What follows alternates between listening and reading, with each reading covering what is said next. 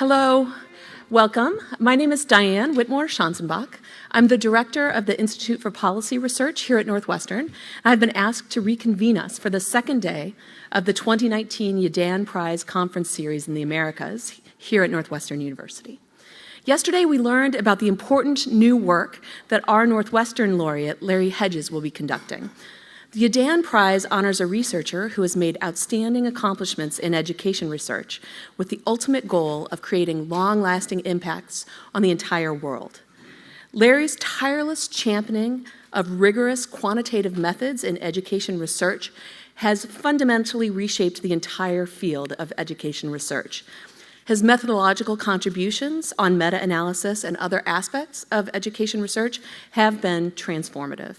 At the same time, Larry has built the infrastructure to do more of this work through his teaching and mentoring, that is, by developing the next generation of talented researchers. Everywhere in this field, you can see his influence in building capacity to do more and better research on the most important questions in education. Yesterday, Larry Hedges and our colleague Beth Tipton announced that the Yidan Prize has catalyzed the creation of their new STEP Center to be housed at the Institute for Policy Research. The STEP Center will be a force for transforming the role of scientific research in education so that we can truly move to an evidence-based education, similar to the move that we've made in the recent decades to evidence-based medicine.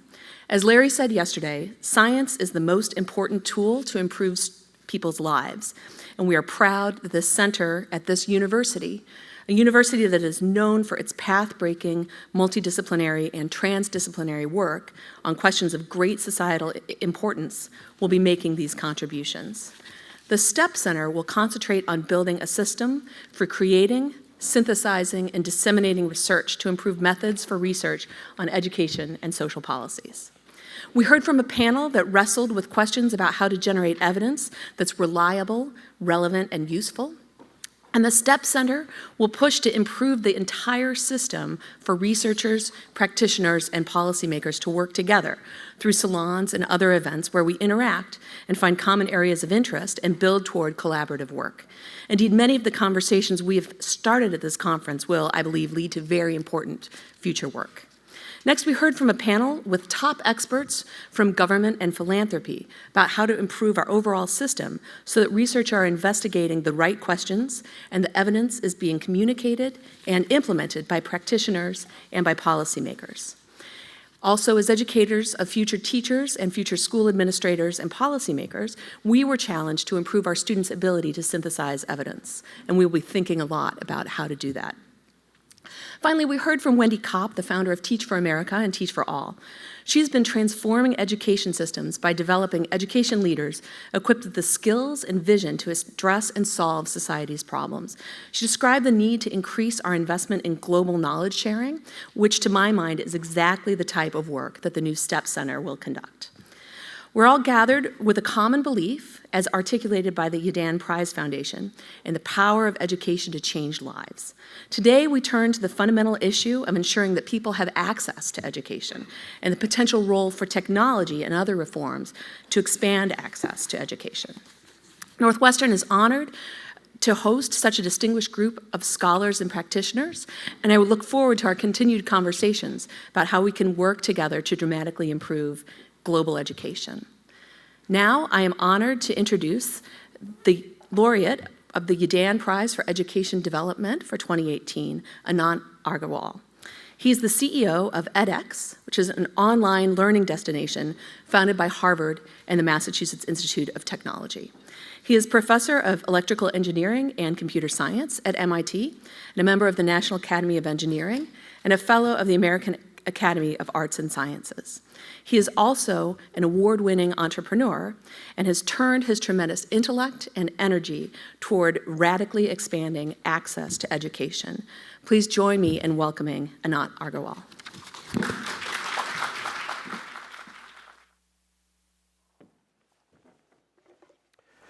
Thank you very much, and can you all hear me okay? I've been always very fidgety as a child. And my teachers always complained they could never have me stay in one place for more than 2 or 3 minutes. And so I much prefer to wander around. So good morning again, and thank you all very much for being here in this absolutely a beautiful space. You know, when Diane mentioned one of Larry's quotes, and by the way, Larry and I have become very close friends, and as we were taking pictures at the president's lawn yesterday, you know, we were just joking, we feel like brothers, and so one of the things you do with brothers is that you argue, and you know, I heard Diane mention one of Larry's quotes which said, "Science is an amazing tool we can use to improve people's lives." I would argue with that, or maybe Larry was just being modest. You know, I'm much more in sync with Nelson Mandela's quote, where he said, "Education is the most powerful tool we have to change the world." And so the beauty is that if we can bring education and science, education and technology together, we can truly reimagine education. And what we try to do at edX is apply digital technology to learning and to education to see how we can drastically reimagine how education is done at every level. You know, few would argue, education is a human right. Okay, no one's going to argue that, and everyone should have access to it like the air we breathe. But then, why do we behave as if it's not a human right? Why is our national debt, education debt, $1.5 trillion? Why is it that we have places like this? All right, what do you think this is? So this is not a rock concert. And the person standing there, that is not Madonna. So this is a classroom at the Obafemi Awolowo University in Nigeria. This is a classroom. Okay, and talk about access to education. You see how people crave education. You see a little chalkboard out there. And you know, we all know about education, but I promise you, if you're sitting way back, an in-person education, but I promise you, if you're sitting way back there, you know, this is distance education. So education, you know, really hasn't, access to education has been spotty around the world. In many countries, people don't have access to good quality education. In the US, we have incredibly high quality education, but it's expensive. And so how do we bridge the gap? And our focus is to think about how we can use technology to completely reimagine education. What is edX? edX is a nonprofit. We are a learning platform that is working with our partners to reimagine education. So we are a platform. What does a platform mean? In today's tech parlance, a platform is an organization that creates a hub where you can have consumers and producers meet in an incredibly scalable manner. Okay, so Amazon is a platform. Amazon connects people who want to buy stuff to people who have things to sell. How many here have used Amazon? Okay. How many here have used Lyft? How many here have used TripAdvisor? How many here have used Expedia? Okay, so these are all platform companies that have radically reimagined entire businesses. And let me not forget Tencent. You know, these are examples of companies that are platform technology companies that have radically transformed entire industries, bringing together by applying technology to retail, for example, have completely transformed various businesses. But education has remained immune. So our goal is, how do we apply the concepts of platform technologies to education? And what we do, so we built a platform, and we connect. In this platform, we connect people who can teach great stuff. Okay, so we partner with some of the top institutions in the world. Some of those are listed here, like the MITs and Harvards and Oxfords and Michigans and others that offer amazing courses and degrees and content on our platform. And we connect them to learners from all over the world that come in and learn on the platform. Okay, so it's a platform. What we've also done is we're a nonprofit, and as nonprofits, you excel in giving things away for free.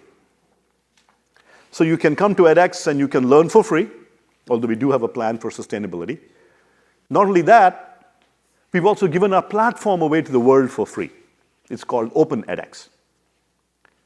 And so there are 3,000 instances of Open edX around the world. So it's as if, imagine if Google were to give away its search algorithm so that any country could launch their own Google site using Google's algorithm.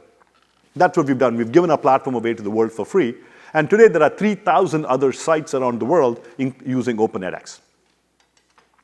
Now on edX itself, so we have a site called edX.org.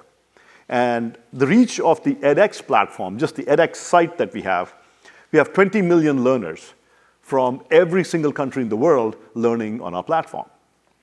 Okay, there's thousands of courses, 2,600 courses and counting on our platform. We have 142 global partners. 71 million courses have been enrolled in on our platform. And these learners come from everywhere.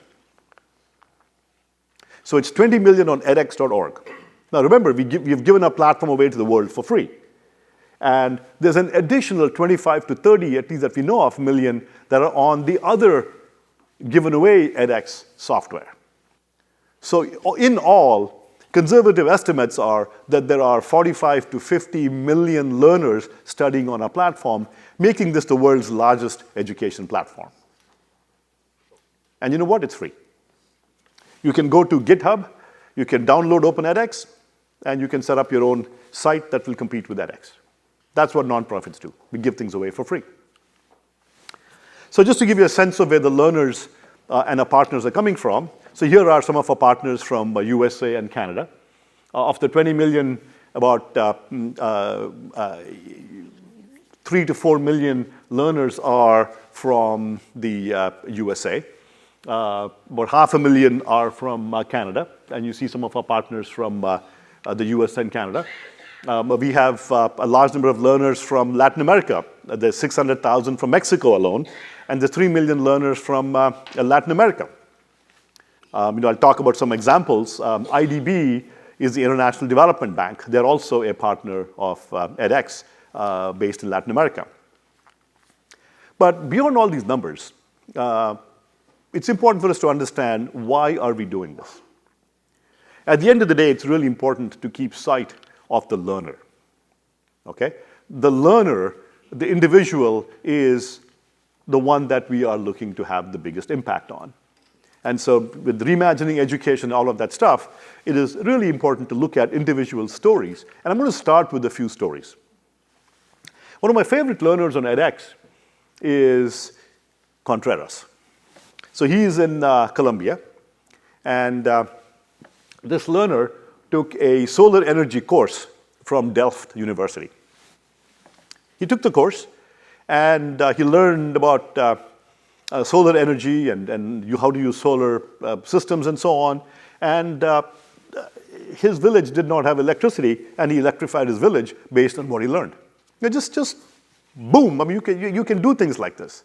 And when I read stories like this, it is just insane what education can do. Just wait till you hear some more of these stories.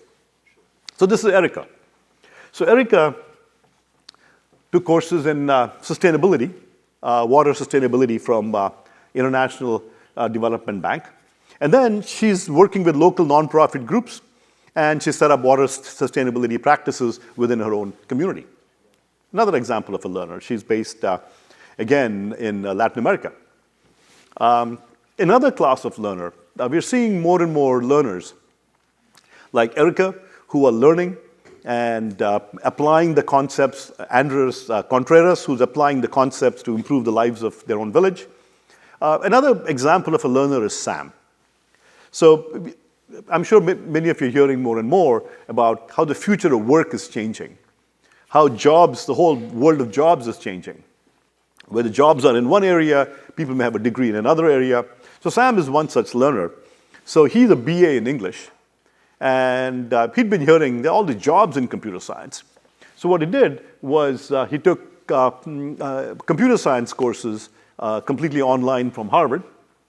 And he used to be working in a bookstore, and he applied, and now he's working in software development at a software development company.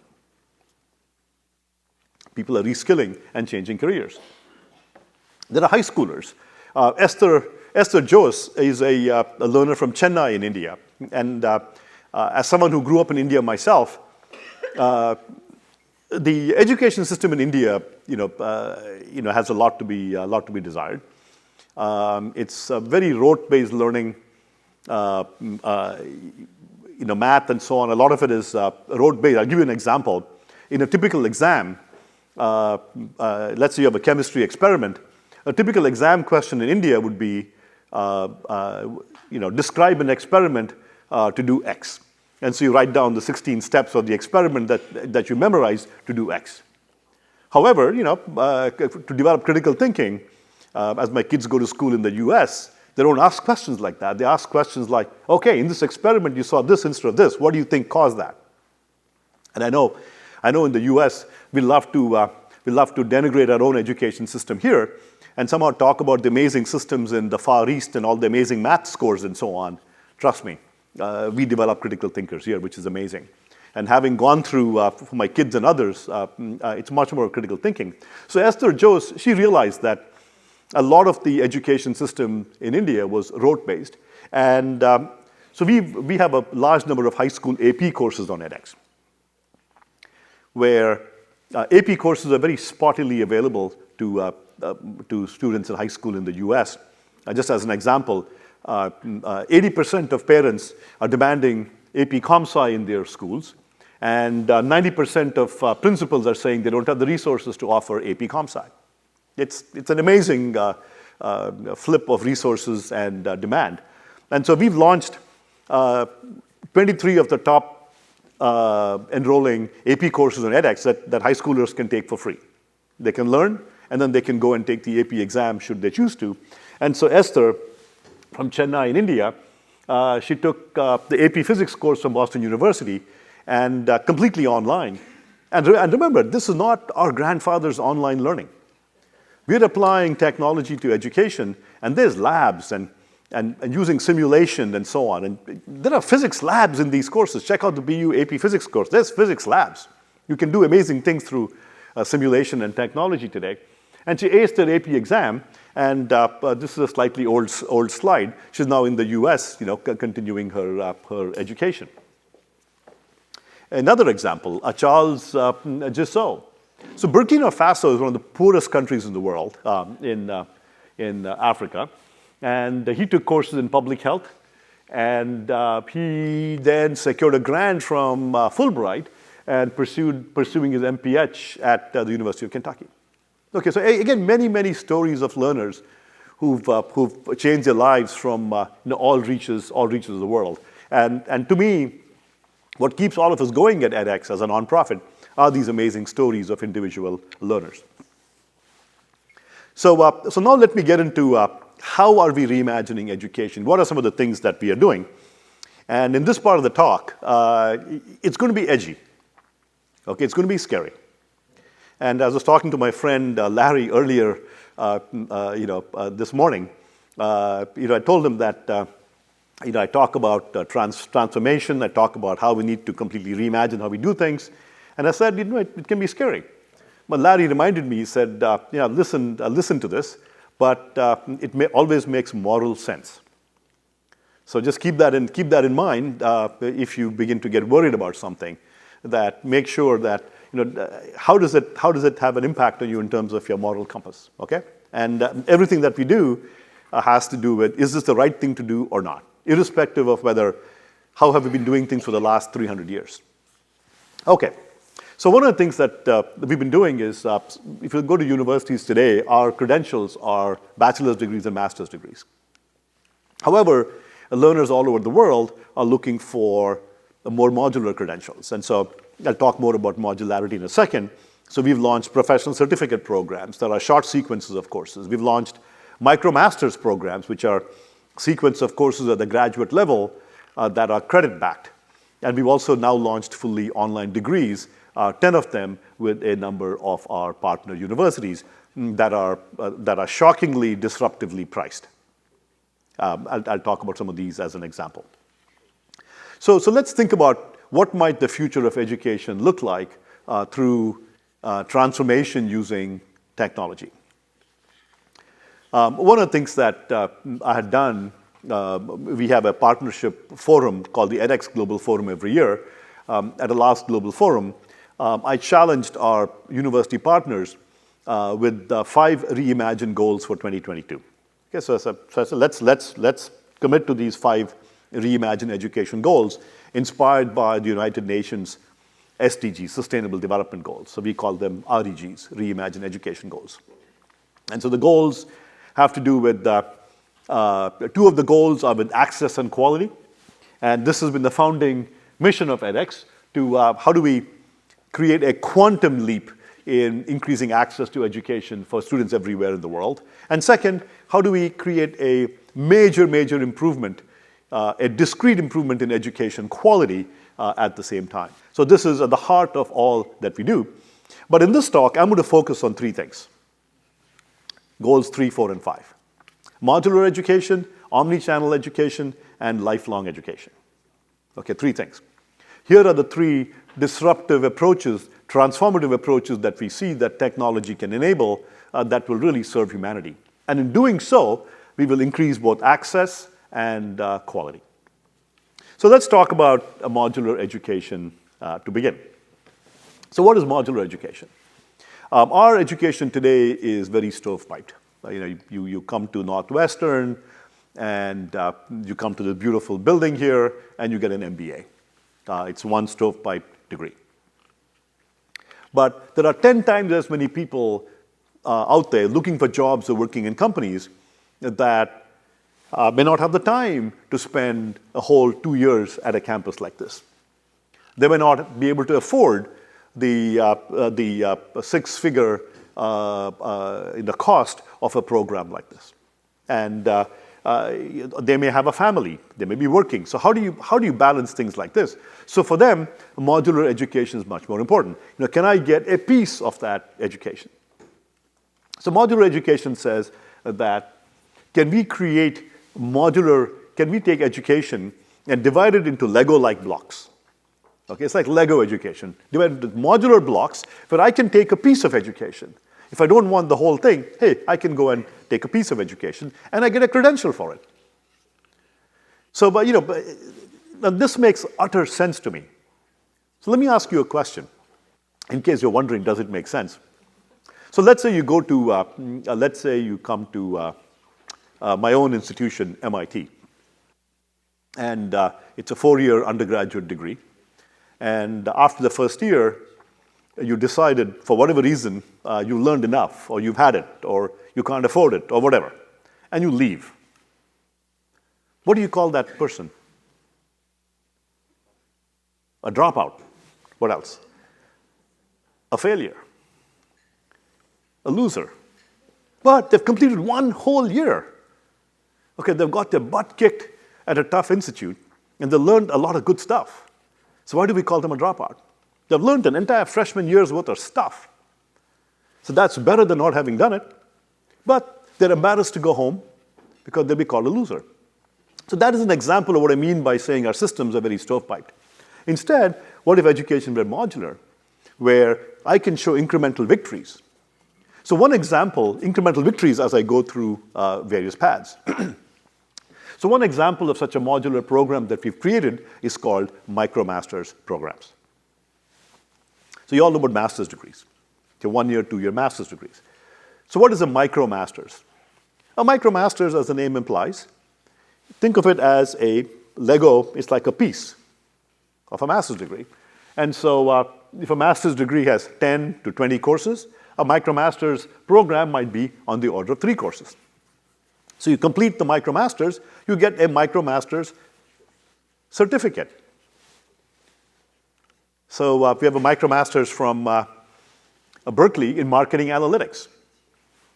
3-4 courses. You complete that, you get a MicroMasters from Berkeley in marketing analytics. You put that on your resume, on your LinkedIn profile, and you celebrate. It's victory. You tell your family, "Ooh, I have a MicroMasters certificate."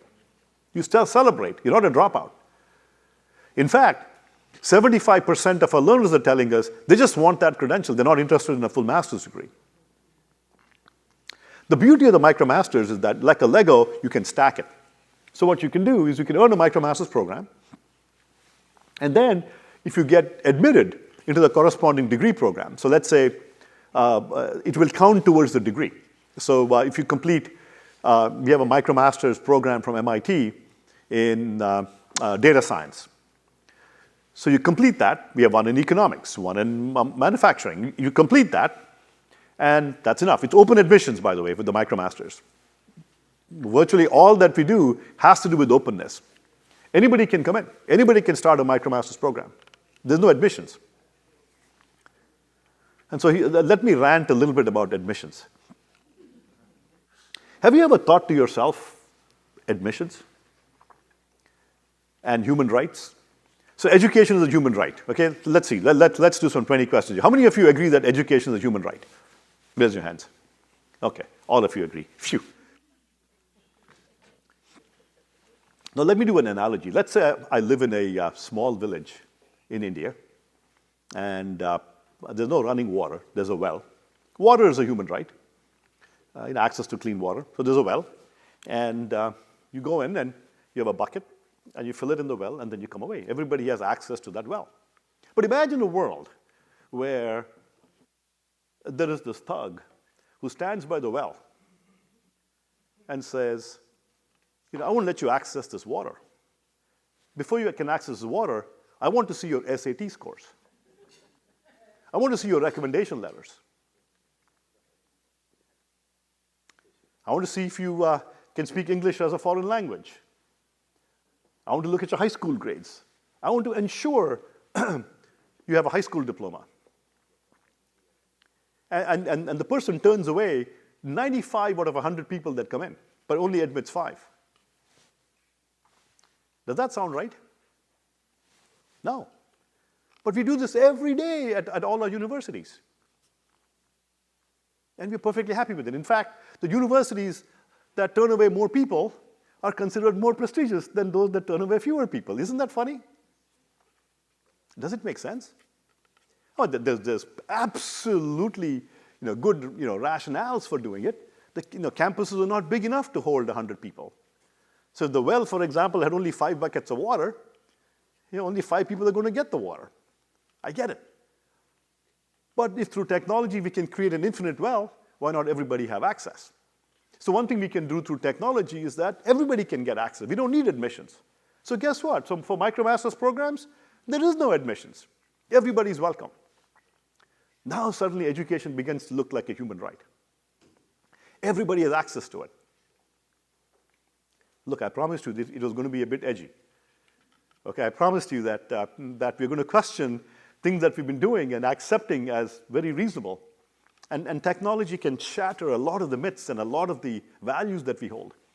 So open admissions. And then, let's say you want to complete a master's degree. You want to go to campus. Campus has constraints.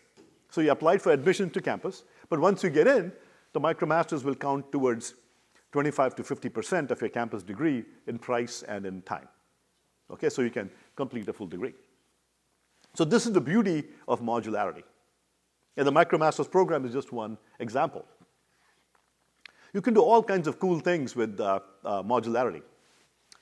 You can share modular content. Okay, you can share. So here's one example. So the IT university in Pakistan, they wanted to launch a data science degree, but they didn't have data science faculty. So what they did was they offer 6 courses in computer science to their students on campus. You take 6 campus courses. And they work with edX. We have a MicroMasters in data science from UC San Diego. So what they do, they tell the students, okay, you complete those 6 courses on campus, and while you're on the IT university campus in Pakistan, you complete 4 additional courses. You complete the MicroMasters in data science. This is 100% online. And we will give you a data science degree. Isn't it beautiful? Now that education becomes like Legos, I can now share. The IT university in Pakistan is able to launch a master's in data science when they didn't have one before. They had 6 computer science courses, and they get in the data science component from outside. like Legos. They have some of the pieces, but not all the pieces. They get one piece from outside, compose it, and give their students a data science degree. So you can share modular content. There are all kinds of other things you can do with modular content. You can also stack it. So Arizona State University has just launched a master's degree on edX in supply chain management. And what they did was we have a MicroMasters from MIT in supply chain management. So what they did is they created the complementary part. So you complete a MicroMasters from MIT, and then you can go into a master's degree from Arizona State, also on edX. And so now we can even see stackability and sharing completely online as well. So it's really radical in terms of the kinds of things that you are able to do when you use technology to rethink education. So that's modular learning. The second thing I want to talk about is omnichannel education. So all of you have shopped Amazon, as you said earlier. How many of you have shopped at Whole Foods? I guess you have Whole Foods in Chicago too. All right. So Amazon acquired Whole Foods. So an online juggernaut, acquires about a year ago, acquires a bricks and mortar company. And this presages a future where online and in-person are going to be merging and sort of go hand in hand. So we will see the same thing for education. It's not going to be all online or all in-person. And I see three trends. And again, enabled by technology. One is online before campus, or OBC. Online during campus, and online after campus. So I'll give you some examples of how online and in-person will juxtapose with each other. So here's an example of online during campus. So both Georgia Tech and MIT have done these experiments. Now let me talk about the Georgia Tech example. So Georgia Tech, their classrooms are not big enough to hold the students that wanted to learn computer science. I suspect many of you have read this article that said Georgia Tech students are either being turned away from the Intro to Computer Science class, or the students have to sit in an overflow room and watch the professor on TV. The same thing is happening at MIT in machine learning classes. And so the class is not big enough the physical space is not big enough. So what they did was they allowed half their students to take a fully online class. So they have an online Python programming course on edX, and there's a campus course as well. Students could take one or the other. And here are some results from Dean Zvi Galil from Georgia Tech. And as one metric, 82% of the learners are rating the online course better than the campus course. Results are good. It's available as an online course for the world on edX, and the campus students can also take it in place of the physical in-person course. Same thing happening at MIT, where students can take the online course or the on-campus course in circuits. And one of the interesting findings at MIT was that the students reported significantly less stress in the online course. And in case of wondering, why should an online course report a lot less stress? The researcher was interviewing the students, and they found many things that improved, really went to quality. One was flexibility. They could learn and watch videos and learn and do the exercises when they want. Second is, here's another thing. On campus, we are very used to interleaving learning, right? We have one lecture on Tuesday, one lecture on Friday, and then we sort of pace it out through the week. But do you know that our millennials prefer binge learning? I mean, how many of us know that? They prefer binge learning. They prefer to say, look, I'm going to dedicate Friday to English. I'm going to dedicate Tuesday to social studies. I'm going to dedicate Saturday or Saturday afternoon to circuits. And I'm going to divvy up my time how I want it. Why are you forcing me to do a little piece of English today, a little piece of... different people think and do things differently. And one of the biggest reasons for flexibility was they said, look, we could binge learn. We could just dedicate half a day, focus on the work, and get it done. So there's new kinds of flexibilities that happen. There's active learning. a lot of cognitive science and learning science-based approaches that are being brought into the platform that enable learners to learn much better. So this is not just videos and multiple choice. This is way beyond our grandfather's online learning. With active learning, retrieval learning, space-based repetition, there's a number of these techniques, peer learning, instant feedback, number of these technologies that have been known to improve learning outcomes are automatically built into the learning platform. So that's omnichannel. So I see a future where in-person and online are going to be juxtaposed in a variety of ways, whether on campus or outside. The third trend is lifelong learning. So, all of us are used to education at the age of 18. We come into college for 4 years at the age of 18, and after that, you go and work. That has been sort of the traditional model. But today, you'll be shocked to learn that more than half of the learners in the US are what you might call non-traditional, that don't go through this model of study for 4 years at the age of 18. A substantial number of them study for some time and then go and work. And then they want to get credits and degrees later on. And not only that, if you look at the future of work, jobs are in newer and newer areas where you may not have studied about them in your school. Take data science. The phrase data science was only coined in 2008. And there's over 300,000 jobs for data science in the US alone.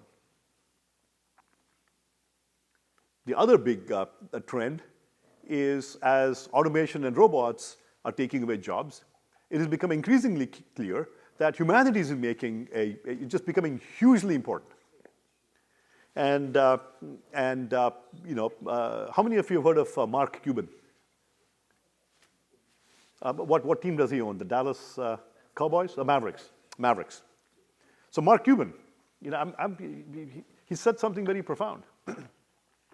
He said that in the future, a philosophy degree will be worth much more than a degree in AI or computer science. And the reason is that critical thinking, teamwork, communication, all of these important skills that you get from thinking deeply and discussing in philosophy and humanities courses are going to be super important. And so if you've had a very technical degree, in the future, these are going to be very important. And so suddenly, you're in your 30s and you say, oh my goodness, I need to do a lot better job of communications and critical thinking and so on. And where do I learn that?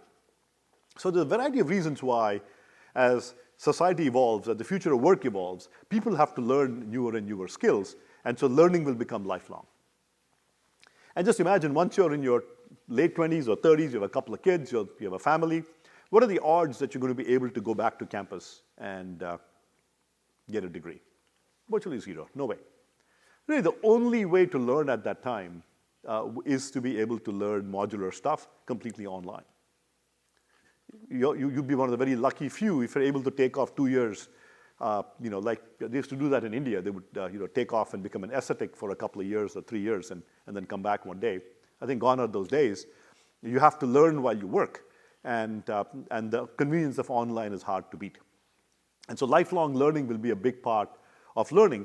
And we need these new credentials at the undergraduate and graduate level that are modular, that you can be accumulating as you learn, because you're not going to have the time to get a full degree over many years. You're going to accumulate modular credentials.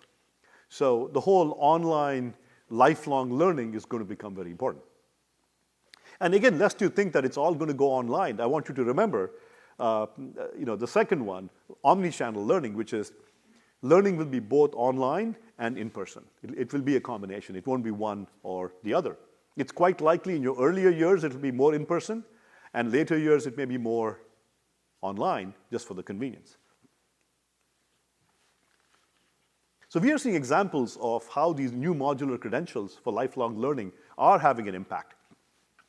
So I talked about MicroMasters programs. And so we do surveys of the learners who complete MicroMasters programs, and we are finding that 91% of those who completed MicroMasters programs reported a positive career outcome. This could be a pay raise, a new job, a promotion. So these learners are getting value from these new modular credentials. And 47%, or rather 43%, are posting the certificates on LinkedIn. And 45% of them are adding these to their resumes as it increases the value of their resume. And so learners are now getting wise to the fact that they have to keep on learning throughout life and building these credentials and building their portfolio as they go on in life. So with that, let me close and again talk about how we need to increase access to education in a quantum way and improve education quality, and by reimagining education for modularity, for omnichannel learning, and for lifelong education, is something we can do with technology. So with that, let me end, and I'm happy to take questions. Thank you. So the question was that in the beginning of the talk, I talked about sustainability, how edX is a nonprofit, but we do need to be sustainable. And the question was, giving things away for free does not a sustainable corporation make? So that's a good point. And so how are we sustainable? So we have a number of ways in which we sustain ourselves. We use what you might call the freemium model. So you can come in, you can learn for the MicroMasters programs, for instance, you can come in and learn for free. However, if, for example, you want the certificate, if you want the credential, if you want the graded exams, for instance, you have to pay a fee. It's a small fee. While a master's degree at supply chain management at MIT might cost $60,000, a MicroMasters, which is about 25 to 50% of it, is only about $1,200. So it is pennies on the dollar, and so people are paying for the certificates. And so, it's still a very small percentage that pay. Most of them learn for free, a small percentage that pay. So that's one example. A second example is on the business side, we work with corporations. And corporations are looking to upskill their employees. It's called edX for Business. So if any of you are in the corporate world, let me make a pitch for edX. We'd love to have your corporation partner with edX, and you can use our courses and programs to upskill your employees. And corporates don't get the free option. They have to pay to upskill their employees, and it's small bucks. That you can. A lot of corporations want leadership for their employees, soft skills, AI, machine learning. Data science, analytics, all of these things are really, really hot in the industry today. Deep learning, we have all of that stuff.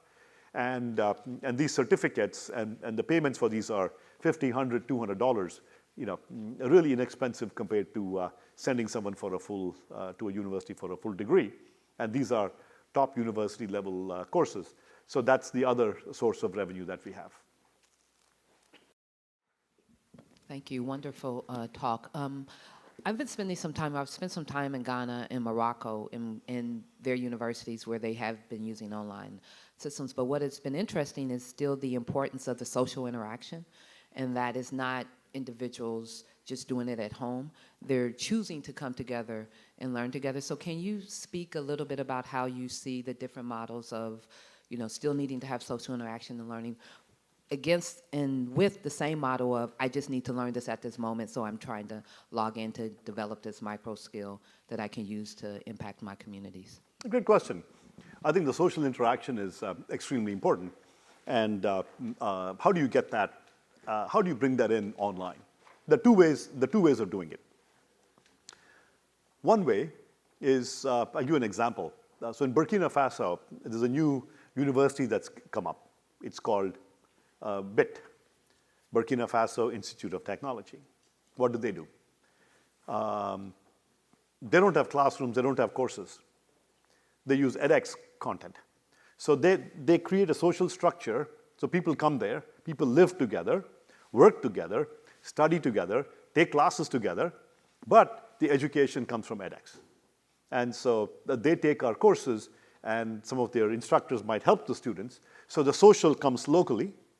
It's a form of omnichannel education, where the interaction is in person, but the learning comes from elsewhere. So that's one approach where the newer models of universities like Burkina Faso Institute of Technology. I think it's a fantastic way for a poor African country to launch a new university. Where are you going to find data science and machine learning and AI professors? Heck, you can learn cutting-edge AI from Columbia. We have a MicroMasters from Columbia in AI. So it's a way to use technology to get to where you need to be. The second approach is, remember, social does not have to be purely in person. Okay, let me introduce you to my daughter, Anisha. Okay, and you may like this or you may not like it. But she's a sophomore in college now, but ever since she became a teenager, it was difficult to talk to my daughter. And I would go to a room when she's working with 6 screens in front of her, and she would sort of ignore what I had to say, and all I would hear is sort of either a grunt or a silence. And then one day by accident, I think I must have texted something, and boom, I got a response and a whole sentence response. I said, wow, my daughter must have hit her head and fallen down or something. So I sent her another text message. And boom, another response came to me. I said, wow, that was a life-changing experience for me. So after that, I would be texting her, and she responds. My wife insists on calling her on the phone, and she doesn't pick it up, and it makes my wife incredibly mad. And she tells me, she's not picking up the phone. I said, yeah, I just texted her. She responded. And my wife gets even madder. She said, oh, she likes you, but not me. And so I tell her, just text her. She said, no, but they should be speaking and talking. I said, sure, you can keep fighting the battle, but I think we have to reach people how they are, how they think. And so I think our newer generation, heck, people are getting married. I won't ask how many of you have done it, but I have nieces and nephews. You can swipe left and swipe right to meet people, and people are getting married online. So social can be perfectly online, and heck, on edX, we have discussion forums and Twitter and Facebook all brought into the platform. And you can be interacting with people all over the world socially online. Now, am I happy about online social interaction? Look, I'm old-fashioned. Okay, but that's the way the world is going. So I think you can have in-person interaction through Burkina Faso Institute of Technology-like approaches, or you can do it online through texting and WhatsApping and tweeting and WeChatting and whining and all the other 50,000 VINE, 50,000 things that exist that I'm just learning the names of.